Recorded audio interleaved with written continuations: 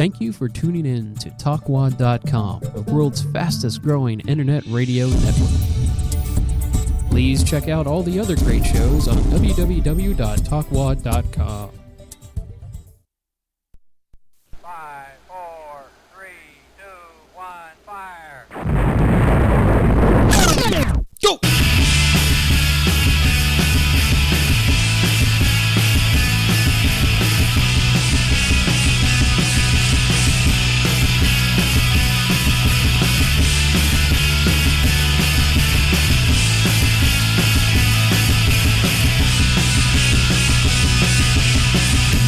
Running, but I get nowhere. I'm a rat, but I'm having a ball. Got friends in high places, but I'm stuck to the ground, and I still got 2 meters to fall. Burn the bridges that I need the most, and watch the water grow too deep to board. Plant ideas, but the plans collapse. To be hell, they win his stores. I age a little, I'm still immature. I'm a mess with a smile, but I'm feeling fine. And if you're willing, there's a cure.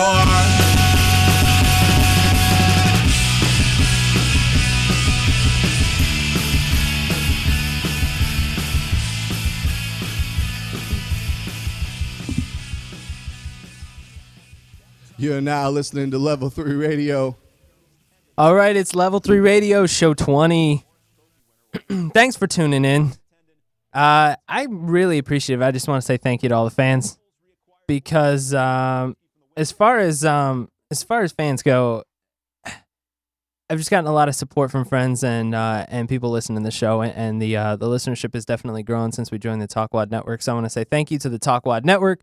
Shout out to them, Talkwad.com, and the Nerdcore Radio channel, featuring other great shows such as the award-winning Nerdorama and Buddha's Portal. Awesome guys. So definitely make sure to check out the Nerdcore Radio show page or channel page and check out those shows as well. The main page for everything you can check out about this show is goodonlevel3.com. Go ahead and check that out, and you can see all the past shows and things like that.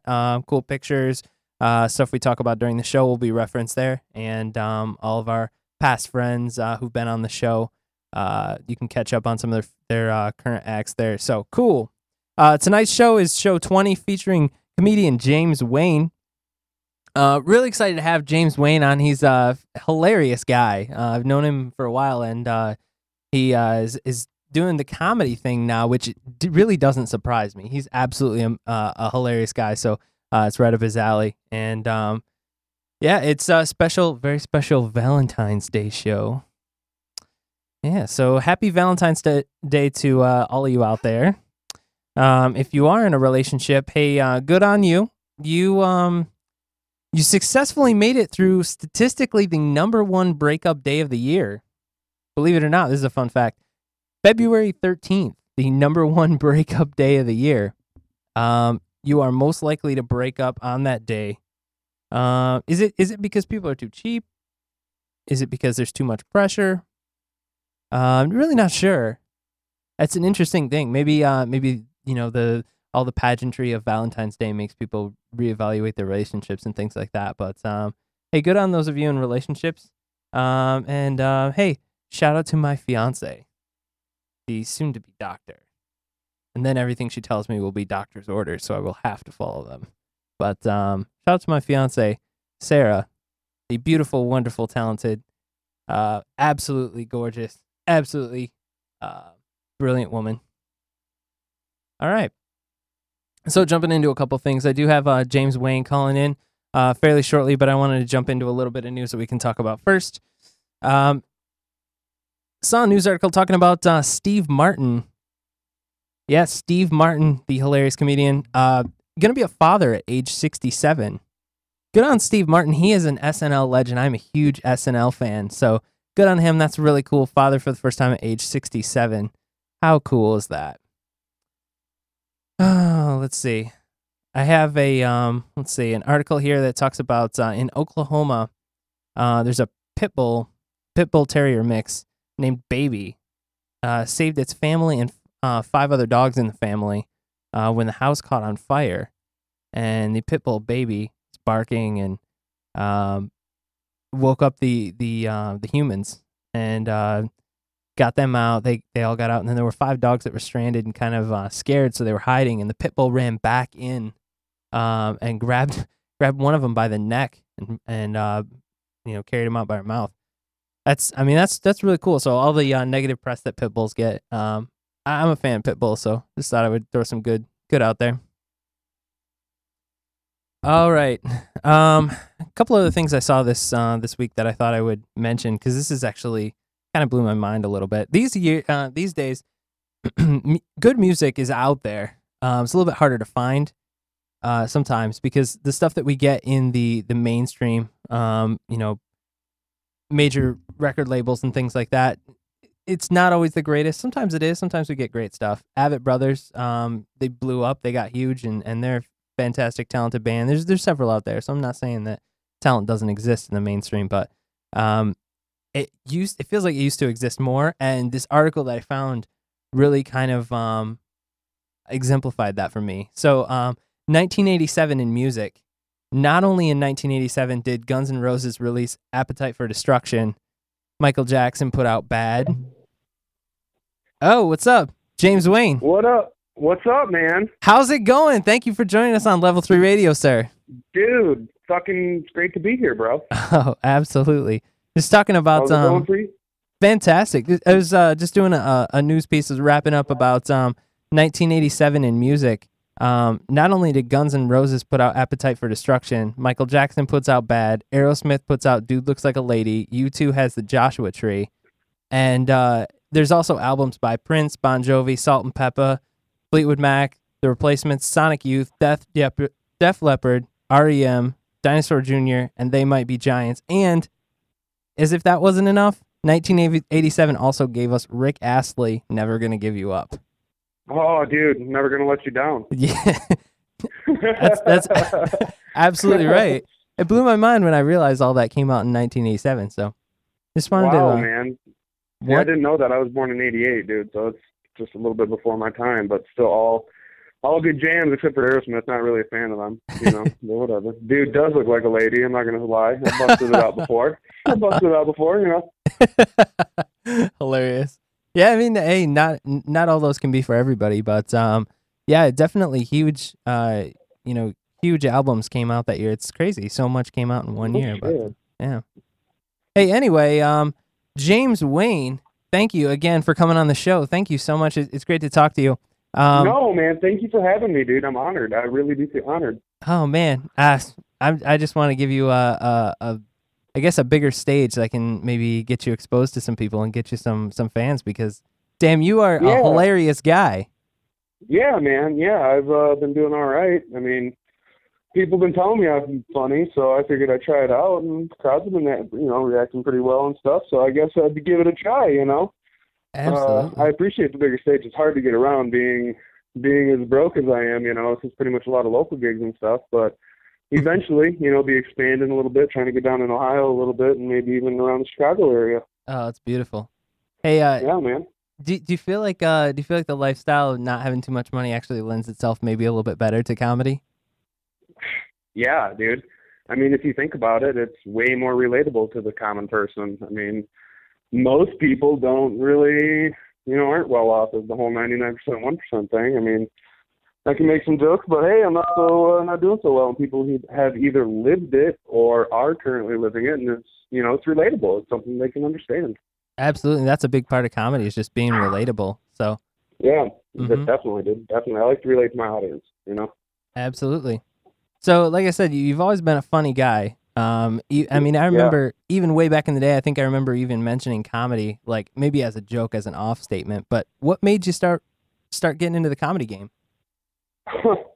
Well, recently, I just figured, why not? If I'm gonna do it, then might as well do it. I figure, I've always liked to enjoy making people laugh and stuff, and I really, growing up and stuff, I always got down on the stupidest stuff, Jim Carrey and even the old guys like Steve Martin and that type of stuff.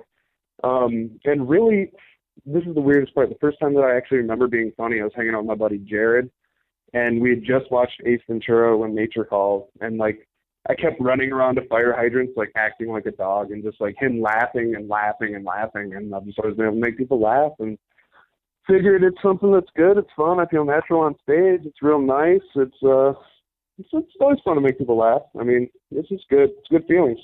Absolutely. I mean, everybody likes to laugh, so well, I guess maybe that makes it more difficult because everybody wants to laugh. So maybe when they come to like a structured comedy setting, maybe there's a little bit more pressure. Is that have you? What's the difference, I guess, between being funny in person and being funny on stage? Is that different for you? It is and it isn't. Like, a conversation amongst me and my friends is a lot different than a conversation amongst me and the audience, which that's all it really is just a conversation I'm having between me and, like 40 other people, 40 complete strangers. The difference, though, is that, like, you know me and you expect things to, you expect my speech pattern, you expect me to say, oh, hey, Joe Flacco is one of them weird type of guys, but expect the weird things out of them, like you probably got Guatemalan hookers covered in pancakes and syrup somewhere, but like, but an audience isn't going to expect that. They're just going to be like, oh, look at this big gingery fellow. What's he going to say? Is he going to eat, flapjacks and cut down trees? Maybe you should. They don't know what's going to come, and it's always difficult to like, break the ice with them and stuff, but a little bit of interaction, kind of, hey, this is me, this is what's going on. Hey, how you doing? Let's do this. This is a ride. This is fun. Let's do this. Come on, let's do this. Yeah, so you get excitement out of performing in front of people and having that level of it. Oh, it's a rush, man. I love it. And like, really one of the best feelings in the world is when you get up there and it's just you with the light on you and you get the first laugh out of them. You get the first laugh out of the audience, and it's like, all right, cool, man. Let's do this. You guys we're on the same level here, You get that first laugh from them, and it's like, all right. It's a great feeling. It's a real good high. It's a rush, man. It's something you like to ride out for a while, Absolutely. So when you're up there, before you've told the joke, what's going through your head, especially like on the first time you performed? Oh, well. The first time I performed, actually, I ran out of material about halfway through my act. It was kind of a fluke situation. Like, I was just sitting on my couch. It was a Wednesday night. I was just sitting on my couch, eating pizza, drinking beer, and playing Assassin's Creed in my underwear at like 6 o'clock at night. And Connections called me, and they said they had an opening. So I went up there and took the material that I had, a couple of jokes that I knew worked,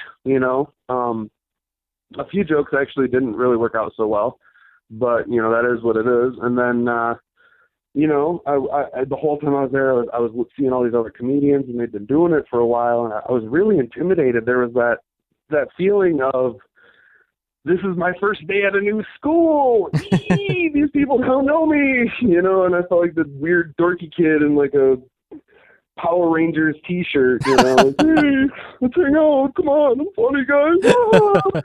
And, the whole time I'm like, oh, is this funny enough? Is this not? Oh, God, I hope this works. And I went up there, and I didn't have to go first, which is really awesome. The first guy, he was really funny. I can't remember his name, but he was really funny.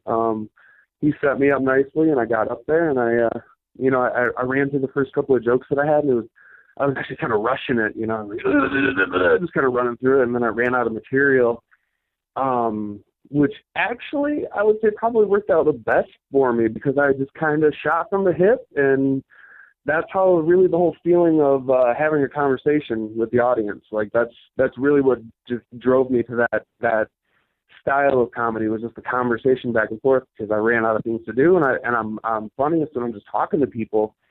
So I was just able to converse and shoot the shit, and there was a couple of good stories that I had that worked out to be really good jokes.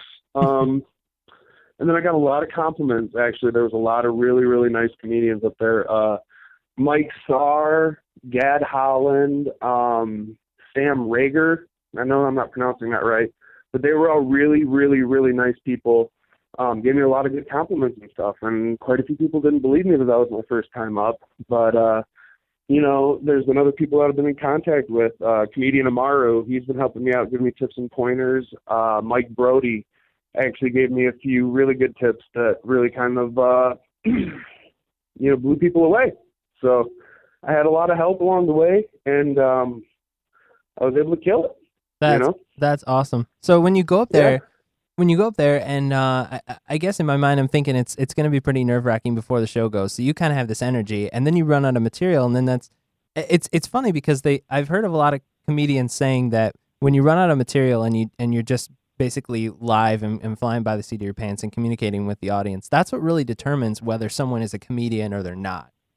So Yeah. so for you to be able to do that speaks a lot to your I guess to your true core humor. Yeah. That's pretty Well, awesome. I'm not really a lover or a fighter. I'm more of a song and dance kind of guy. Yeah. So, I just kind of, it works out best for me. It's what I feel natural at. And sometimes you see people up there and they get up there and they go, oh, how did I write this? Or, oh man, they go, a lot, and they stutter because they have everything scripted down. And like, I just, I don't know. I like to, I have my jokes, but they're not like scripted. I have ideas, and then you kind of just dictate the conversation by how the audience reacts to your, volume, your tone of voice, your word usage, that type of stuff. Yeah. If it's a real crass audience, I might swear a little bit more. If it's a pretty conservative audience, then I'm going to be a little bit more smiley, a little bit more fun, not as loud, not swear nearly as much, but still do the same basic joke premise. Absolutely. You just kind of adapt to your audience. Hey, so I want to get into maybe your style a little bit here. Like, what do you think is funny? What are maybe some of your inspirations? Oh, well, like I have I'm a pretty weird guy, dude. I'm not your I would vouch for typical, that. oh, hey, I'm going to go to the bar and drink and pick up ladies on a Friday night. I'm like, woo, I'm going to get a six-pack and beat Mass Effect for the fourth time. Oh, yeah, big night for me. You are perfect for this show. I chill, and I've always found everything, try and find humor in almost everything. Things are just funny to me. And I don't know, man. It's just kind of the way I've always lived my life, I guess. Yeah, absolutely. I mean, it sometimes as a creative person, in general, I mean, I've had the great opportunity to interview quite a few, artists and across the spectrum. Definitely. Dudes like Joe Barshaw, you had on not too long ago, and Roy Kirby. Yeah. Yeah, and it's just I've always found that the creative mind kind of puts you in a place where you live your life in a different way, and I feel like that's maybe perfect for people who write music because they have a different perspective that someone else can relate to, but it's slightly askew. And you're kind of doing the same thing with the comedy there because you live your life a little bit differently. And then see things through a little bit of a different lens. Absolutely. Yeah. That's really cool that you're able to take something, take your lifestyle, stick with your character, and make something creative and cool out of that. That's pretty awesome.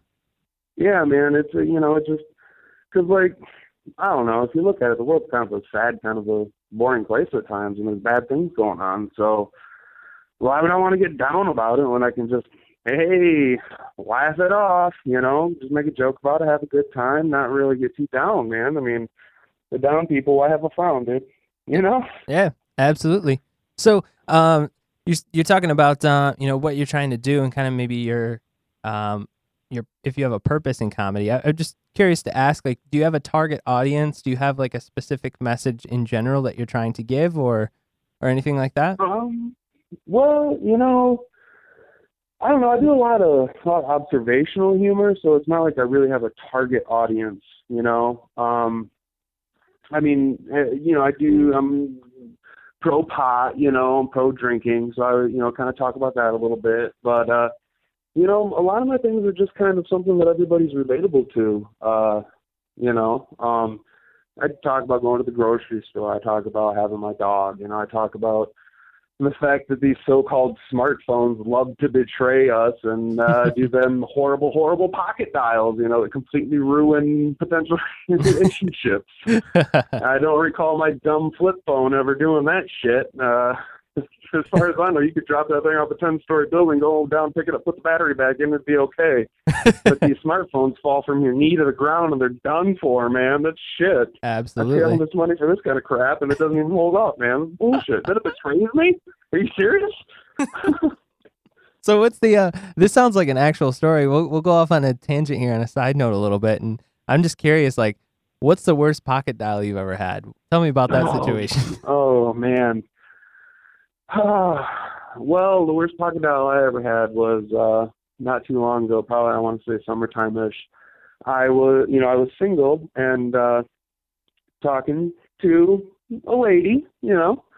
That put in my time and been working up the confidence. I got her number. And I got home from work. I got a dog. He's my best friend. I love him to pieces. And I got home, and my phone was in my pocket.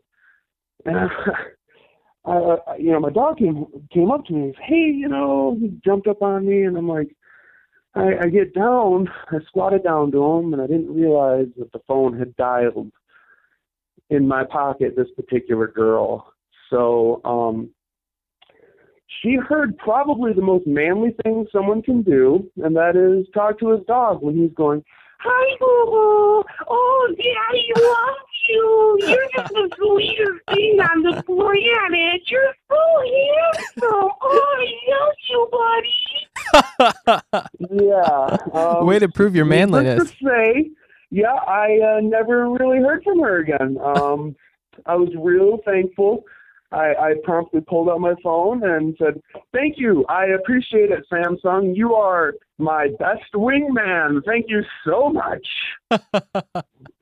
Yeah. Well, what you gonna do? I mean, it is what it is.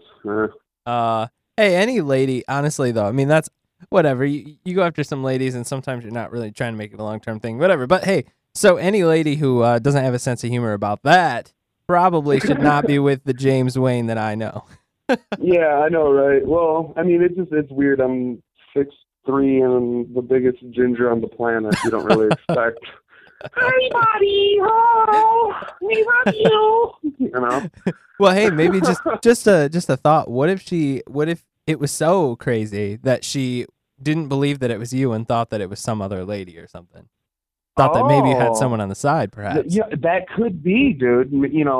Maybe she thought I was with like a 60-year-old woman or something. That's kind of how I sound. You do live your life a little different, maybe 60-year-old. I mean, there isn't much that I wouldn't do. And if there's, if Madonna wanted to sleep with me, I guess I would be obliged. I mean, she's Madonna. She's Madonna, dude. She's, the only British Michigander I've ever met, dude. I guess you pick up the accent or something. I don't know. I think she was over there. Apparently, I guess. How long was she over there? Like a couple days, and then. I think so. I think she, actually caught a connecting flight through there and just picked up the accent at, the Burger King at the international airport or something. Tea and was like, "Oh, I'm British now." Oh. Someone accidentally spilled some tea on her, and she was like, "Oh, tea." Oh my. Oh, you're killing me, bro. You're killing me. It's so funny. But yeah, so man. Funny. Hey, I have to bring this up, dude, and you're probably gonna think I'm a dick for it, but I know you're kind of loyal to the Maize and Blue from up here, right? I'm kind of a Michigan U of M guy, right? Yeah. Well, I mean, here's the deal. I grew up watching Michigan football because I do like the hard-nosed running style, and that traditionally when I was growing up, that was it. So I grew up watching that, and I've always been into hockey. That's been my number one thing. So okay. As far as the Maize and Blue, green and white rivalry thing, I mean, I get into it when it's football, but honestly, I have a hard time really getting into it in other sports because I'll tell you what, growing up, I went to Michigan State hockey games all the time. Oh, yeah. Yeah, dude, I spent some time up in Mount Ice Arena. It's kind of a nice place, dude. Yeah, and there's been a ton of amazing talent to come out of both Michigan and Michigan State. I mean, specifically, I remember, growing up, going and seeing Michigan State hockey games, and I saw, your Ryan Millers, your Drew Millers, Justin Abdelkaders. Ryan Miller, dude. Ryan Miller, yeah. Yeah, and Anson Carter when he was around, and you are a hockey fan, dude. Yeah, man. I remember going. Are you glad the strike's over, bro? What's up? Are you glad the NHL strike's over? Oh my God, yes, I am. I bought the NHL Game Center immediately, and It's and I've cool, been dude. watching it. When I got cable, I paid way more money than I should have for a bunch of extra channels just to get the NFL Network. So, I was like, I'm not living without it.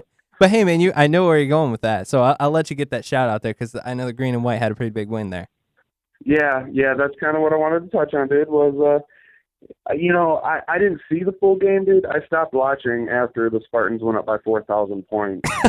I'm pretty sure they just were letting students come in from the zone and play because, I don't know who Michigan thought they were, dude, but this is the Big Ten, dude, and not many people are allowed to sit at the big boy table with Tom Izzo for Thanksgiving dinner, if you know what I mean. Yeah. It was a good win, man. It was a good win. I'm kind of nervous about going down to Chrysler Arena in the next few weeks, but it just felt good, dude. Because you're probably not, obviously being down where you're at, aren't as privy to the Michigan fans here, dude. Are just running their mouths to us, man. They're just like, you guys are little brother now, and we're like, okay, well, you just wait till basketball season. Typical Michigan State comeback. You just wait till basketball season. We'll get you. We'll get you then. Not as much as of late, though. Not as much as of late. They've been much closer in both sports, actually. They have, dude. This, honestly, man, and this is gonna sound weird because I was only a year old, but really, if you look at it, dude, this is probably the best season for Big Ten hoops since 1989, man. It's a bold statement. Loaded. The Big Ten's absolutely loaded. I'm worried though. Worried come bracketology time, come the NCAA tournament, that we're just going to have hammered on one another way too much, and I wouldn't be surprised to see someone from the ACC, i.e. Miami, win the national title. But you never know, dude. You never know. The Big Ten's a rough conference, dude, and we're just hammering on one another, and I'll be surprised if someone from the Big Ten wins the national title. Well, yeah, that's the thing is when you've got a great conference, it's difficult because is that a pro or a con? I mean, it's great because it's going to look nice when you say you have wins over conference people and the conference people are better, but then at the same time, you're beating each other up all season long. So it's difficult. Yeah, and you're just, it's tough in the Big Ten, man. We pretty much take that football mentality right down to the basketball court, dude, and we hammer on one another. Oh, yeah. But it's good. It's good hoops. It's good hoops. It's good TV, Mm-hmm. Good TV. Good watching. Yes, sir. I got to say, though, I mean, hey, I have much respect for athletes and for people who are doing their thing. I never really want to hate anybody, but I gotta say, as far as the basketball thing goes, I've never really been able to get into basketball that much, and I'll tell you why. If you at the end of the game, if you're watching in the last 2 minutes, it's foul, stop, and you get the free throws. Foul, stop, free throws, and it's boring. What's the deal with that? And then also you've got the fact that so I may have nicked your arm, and now you get to stop the entire game and take a free shot. Whereas, conversely, in my favorite sport, hockey, you can punch a dude in the face, and they're like, "Oh yeah, go ahead and sit down for 5. The game will keep playing." Just take a breather, dude. Just take a breather. Yeah, and not only that, but your team can put someone in your place, so it's not like your team really lost out. It's just you got to sit down. Well, for me anyway, it's weird when it comes to hoops. Yeah. I hate the NBA. Can't stand it, dude. Bunch of divas. Bunch of money-hungry divas. Just, pay me. Watch me dunk. Watch me not play defense except for the last 6 minutes of the fourth period, College basketball, for some reason, maybe it's that I'm a Spartan fan and we have this rich tradition, starting way back when. Judd in Heathcote the 60s, days. And then Irvin Johnson, and then Mateen Cleaves, and there's something about Tom Izzo that everybody just loves. Oh, yeah. But there's something, and I know a lot of college football fans will agree with me on this. There's just something about college basketball and the collegiate level where they only have this short time, and it's such a rich passion, as opposed to the NBA where they're just trying to make the money and they're just trying to get the awards and the statistics, Absolutely. And I mean, college, you have the wilder swings too, as you were talking about. You've got this gigantic win from Michigan State over Michigan, and really just honestly outclassed a team. And then, a few weeks later or whatever, when they go down to Ann Arbor and they play, it could be a completely different story. Any given night in college. It could be a nail biter. Yeah. Yep. Any given night in college, you just never know, and that's really cool. That's why for me, I mean, I have as much fun watching college football as I do watching pro football. I mean, it's a little bit painful some years when Michigan has a terrible coach like Rich Rodriguez, and I got to watch him Are you crack. talking about the dark ages of Rich Rod? Oh, I love those years. Oh, it was great being a Spartan. I wish you guys would have held on to him forever. What coach in his right mind goes to Michigan, University of Michigan, and says, "All right, guys, we're running the spread"? Who comes to the Big Ten and says, I'm going to run the spread? Oh, John L. Smith. Yeah, he comes to the Big Ten and tries to run the spread. Yeah, it's John L. Smith. I was actually, I was working construction when Arkansas hired John L. Smith. And the people I was working with were up here. They were from Arkansas, actually.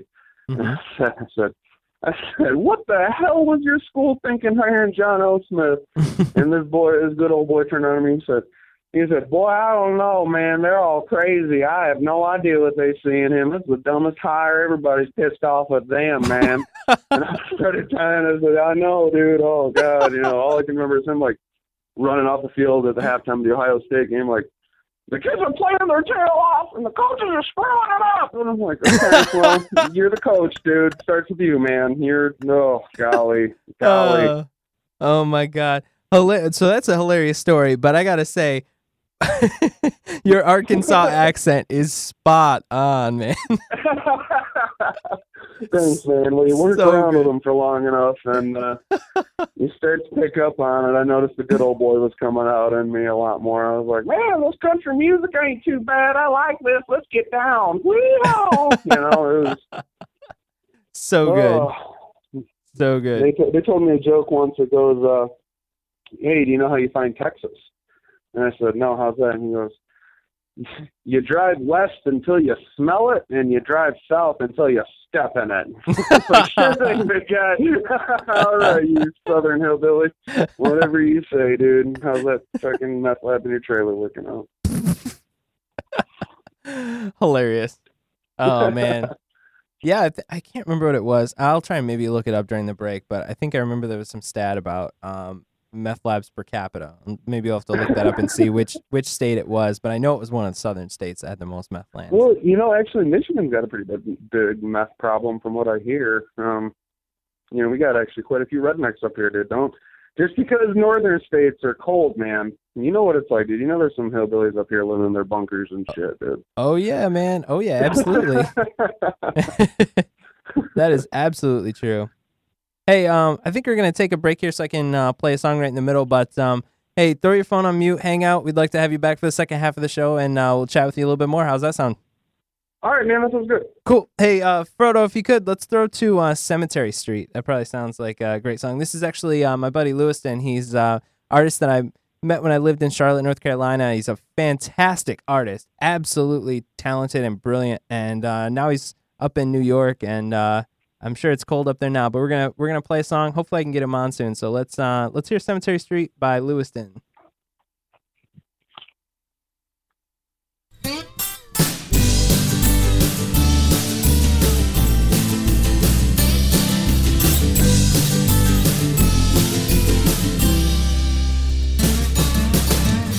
I picture blue skies over my hometown. Funny how it's always raining when I touch down. I think of her before I fall asleep, seeing heaven in make-believe. I take my medicine down where your ghost is being, where it's just a cemetery and a stop sign. Seen them my whole life. I thought I moved in a straight line. Turns out I made 3 rides. Nowhere to nowhere, and my sound's all I got left. I gave her my heart, I gave her my heart, gave her my heart, and I'm dead to get back.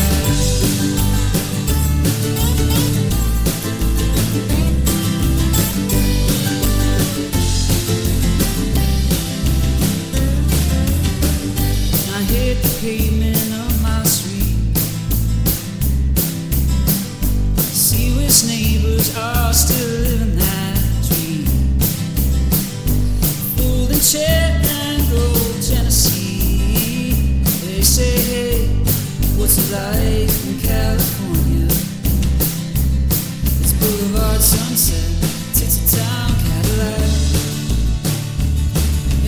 go all the time. I could use a little peace of mind where it's just cemetery and a stop sign. Seen in my whole life, I thought I moved in a straight line. Turns out it was 3 lights. Nowhere to nowhere, and this town's all I had. I gave her my heart, I gave her my heart, I gave her my heart, and I'll get it back. Every day I wonder if I walk with fate is where I am, is where I'm supposed to be.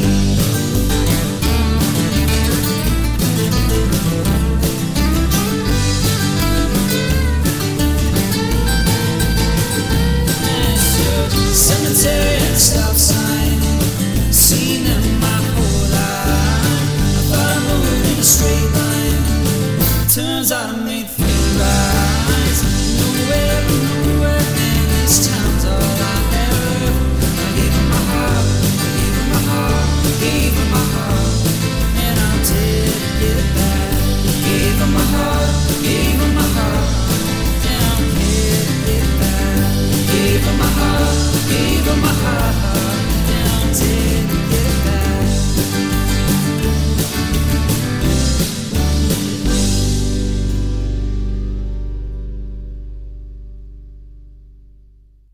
All right, welcome back to Level 3 Radio. This is show 20. We've got comedian James Wayne on. Yeah. Hey, take that smart/tradish phone off mute, and let's chat some more. But Can you hear me?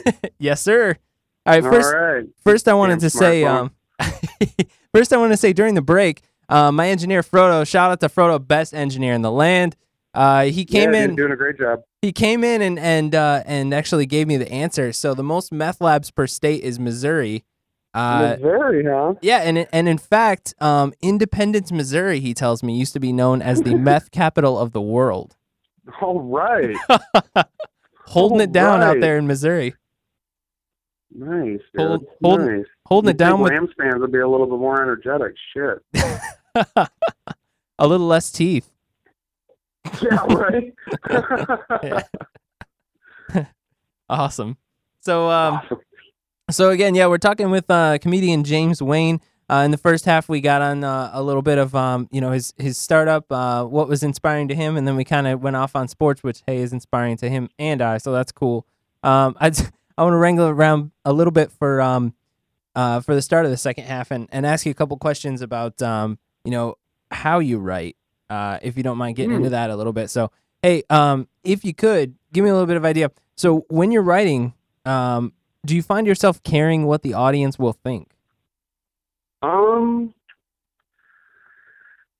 Yeah, this is going to sound weird, knowing me. I don't really do a lot of edgy material. I try not to really cross too many boundaries. I mean, I know if you think about it, comedy is the last form of true artistic expression because I can say a really off-color joke and then, oh, just kidding, hey, everybody can laugh about it.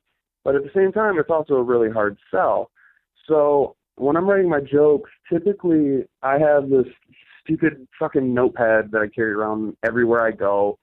And anything that I find remotely funny or some stupid idea that I have, I just write it down.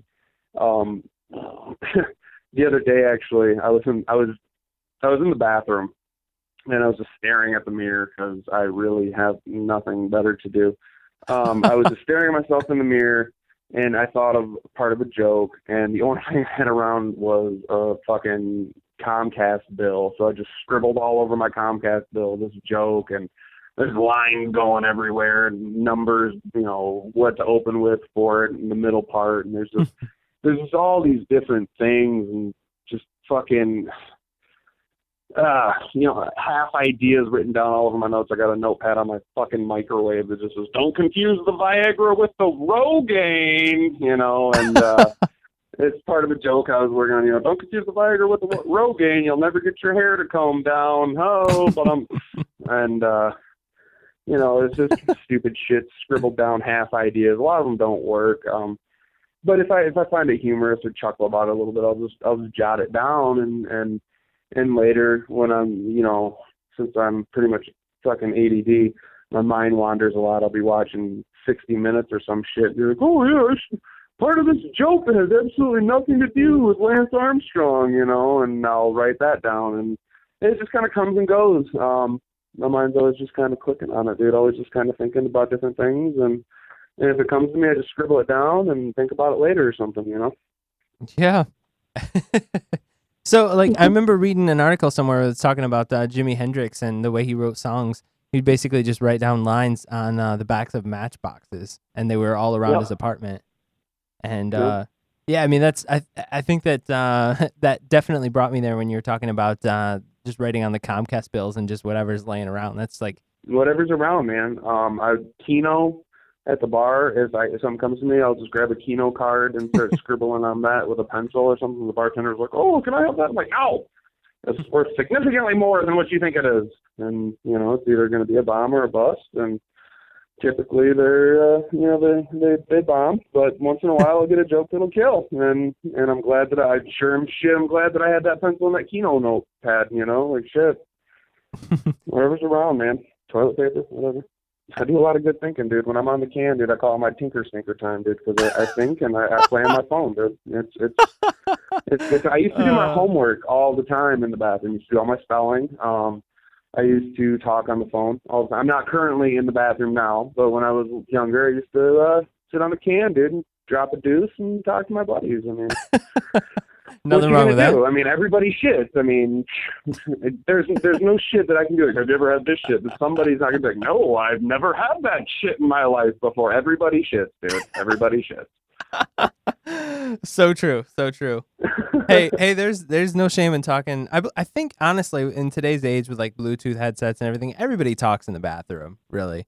Yeah. I mean, it's gotten to the point. Anytime you hear an echo, there's a 60-40% chance that that person's in the bathroom dropping a deuce. Dude. I've heard the term echo room used. Hey, are you in the echo room? And exactly, dude. Echo room. Yep. Absolutely. So, just wanted to ask you a little bit about the when you're writing these down on various places, Kenos and Comcast bills. Do you ever come across something? Maybe you're partying, maybe you're having some brews. The next day you come across something, you pick it up. Right now, dude. Happy Valentine's Day to me, dude. Me and Bud Light have a hot date, dude. Beautiful. Yeah. Yeah, I'm not actually sure if I can bring drinks in the studio, or I'd be doing that every week. So I'm not sure. Well, I'll drink for you, dude. Maybe Frodo can give me a thumb up or down on that one, but I'm kind of curious. I'd bring some brews in for sure. But hey, so I'm curious. Have you ever come in, back to your house or whatever, and then like a day or two later, you find a piece of paper and you pick it up, and it's just like porcupine cows. What is this? Yeah, dude. That happens a lot, dude. I'll just pick up a fucking piece of paper a couple days later and I'm like, God damn, what does Pastoroni have to do with Transformers, man? What the hell was I trying to get at, dude? And like, if I'm hanging out with my friends or something, I'll be like, hey, remember this. Remember breaking the water barrier. Remember that. This conversation, I will need you to remember that. I'm like, what the fuck are you goddamn talking about, you stupid ginger? Jesus Christ. I'm like, just remember it. And then 2 days later, I'm like, does anybody remember what we were... God, the other day, my buddy and I were fucking writing jokes, dude. And I swear to God, Jesus, this is embarrassing. We were sitting there. We were laughing our ass off at this joke. Something came on the TV, and not 3 minutes later, I looked at him and said, God damn it, what the fuck were we talking about that was so funny, and why didn't I write it down? He's like, dude, I don't remember, man. I'm still trying to get over. I'm hungry, dude. There was a Hungry Howie's commercial on. Like, all I can think about is pizza now, man. And I'm like, dude, just get the buttered cheese crust, okay? Like, whatever happens, dude, we need the buttered cheese, dude. So, needless to say, 25 to 30 minutes later, dude, we had a couple of nice pizzas. It was delicious. And no jokes remembered. Oh, yeah, no joke, dude. All I ended up with was a fucking receipt, dude. Receipt for $27. Yeah. That's all right. Hey, with a creative mind, you'll have things come and go, but you always have something in there that's rolling around. Oh, dude, and what's funny is when you're, in the most... I was at the bank the other day, dude. I was at the bank. And I'm standing there waiting in line, like, oh, I can't wait for this hot chick to laugh at my bank account. And so I get up there, dude, and I'm talking to her. Hi, how are you? I'm doing great. How are you? I got it! And she goes, what? And everybody looks at her. I think the joke, the dog, I need to change my voice for the dog, and it will work out. And they're looking at me like I'm a goddamn crazy person because it just clicked, dude. It just clicked at the most inopportune, random-ass time, dude. I just remembered what I was working on for the joke, and they all thought I was a fucking crazy person. But, you know, it is what it is, dude. Say, sometimes the methods that we go through to put together something creative makes us look a little bit crazy. But, hey, you know what? That's what we do, and people just need to accept that. They need to accept it, dude. They need to accept me wandering around going, I got it! I figured it out! Oh man, I think that might be why my best friends are artists and creative types, because honestly, otherwise, by comparison, I would be crazy. So you guys have to hold it. No, dude, listen, bro. You're the only sane person in the world, dude. The rest of us are all crazy. I mean, I'm the only normal person here, dude. Every single person is just a little bit weirder than me, dude. They're just a little bit more different than me, dude. You're the only normal person in your world, dude. Yeah, well, I mean, I guess that's true, because what's the definition of normal, right? We could spend all night on that. We're all snowflakes, right, dude? We're all snowflakes. Yeah, absolutely. Hey, I wanted to, I was on the fence as to whether or not I was going to do it. Every week I throw out a terrible joke. And because I have a comedian on now, I was gonna maybe omit it, but I think honestly I kind of have to do the terrible joke. What you got, dude. All right, so it's a terrible joke, so understand it's not meant to be like really funny. Okay. Okay. How do crazy people go through the forest? I don't know, dude. How do they? They take the psychopath. It's bad. Oh, man. It's bad, dude, but it's funny, dude. I've got one What's just that? as bad, dude. I've got one on that vein. Oh, go. And it's a nerdy one, too. Yes. Oh, dude, let's hear it. Yes. How does Luke Skywalker get through Endor? How? Ewoks. Oh! I like that, dude. I like that. I love it. What do you call a storm that's raining cats and dogs? Ooh, I don't know. A furricane? Oh, zing. Oh. Oh man, I love it. Hey, that's a threefer. For those of you who watch the show specifically for the terrible humor, that's a threefer right there. But they call it level 3, right? Dude? Absolutely, man. Hey, that is so. I love it. So hey, I'll wrangle it back around here. I got a couple other questions for you. Hey, as far as your humor, do you have any sort of like editing filters or ground rules as far as like topics or styles that you don't want to touch or things that you would rather steer clear of?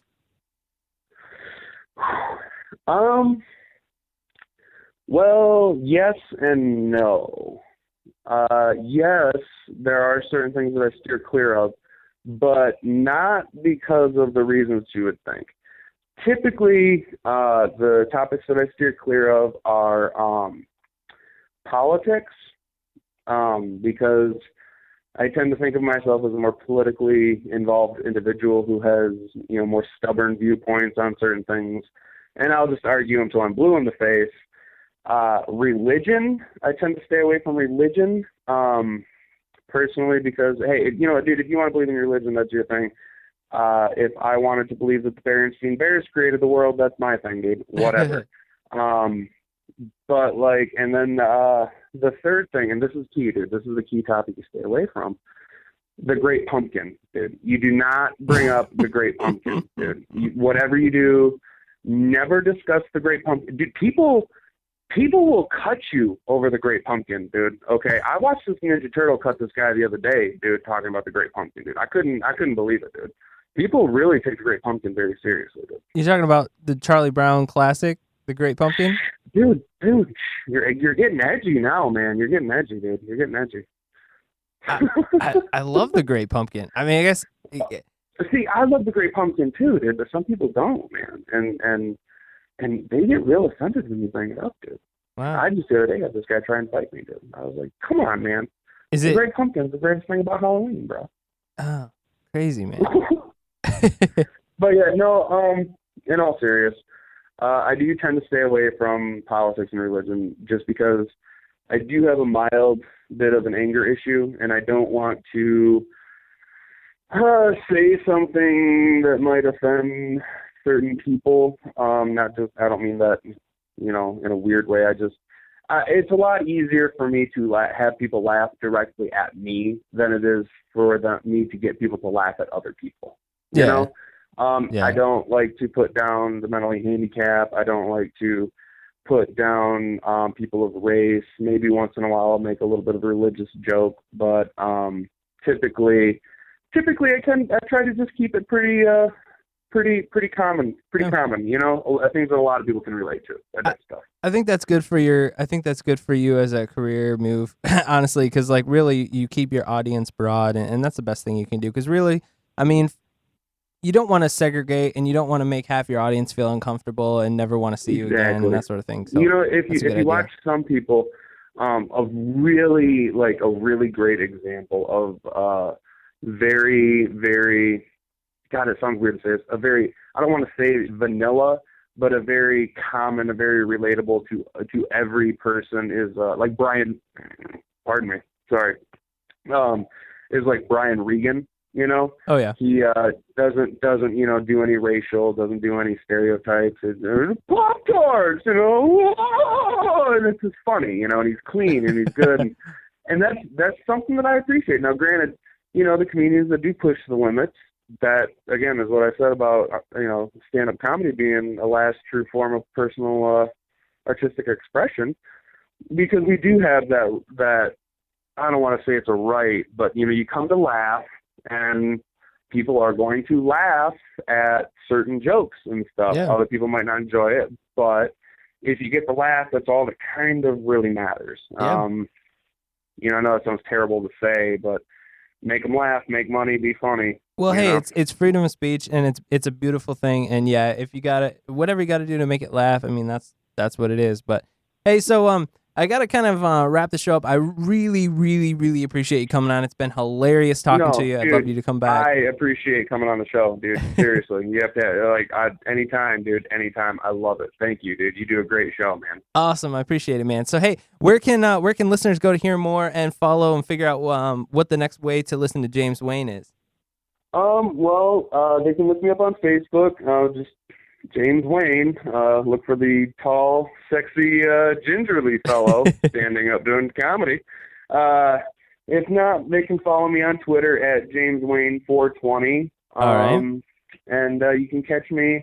I'll be at Connections on and off for the next few weeks. They're kind of booked up. But up at Max Bar for our local friends here in Lansing. You can catch me up at Max Bar Mondays, sometimes Sundays. And then I'm going to be going up to Grand Rapids here in the next few weeks. So beautiful. Maybe even going down to Ann Arbor. But for right now, it's just a lot of local shows. Catch me, like I said, Max Bar and Connections. Follow me on Twitter. Beautiful. Local all around the central Michigan area. Hey, folks, if you want to look them up on Facebook, an easy way to do that's going to be facebook.com/Lord Honky Dance. Lord of the Honky Dance, dude. You've never seen a honky boogie like me, dude. I taught John Travolta everything he knows, dude. All right, cool. Hey, so thanks for coming on the show. I wanna thank you one more time, man. Thank you to Frodo, our amazing engineer. He's a fantastic guy. Shout out and good on Talk Wad Network, awesome, and Nerdcore Radio channel. This has been show 20 with James Wayne, comedian. Good on James Wayne, and go to goodonlevel3.com. If you'd like to check out more, check out some things we were talking about, and follow James Wayne. Hey, Frodo, let's go out on, let's see, March On. That's a good song. There we go. That's an old band I used to be in. So, hey, with Roy Kirby, who was previously on the show. So let's check that out. It's Jen's Apartment with March On. Maybe we should run, 'cause I've never felt this scared before. Maybe get some guns, even though I'm not sure what for.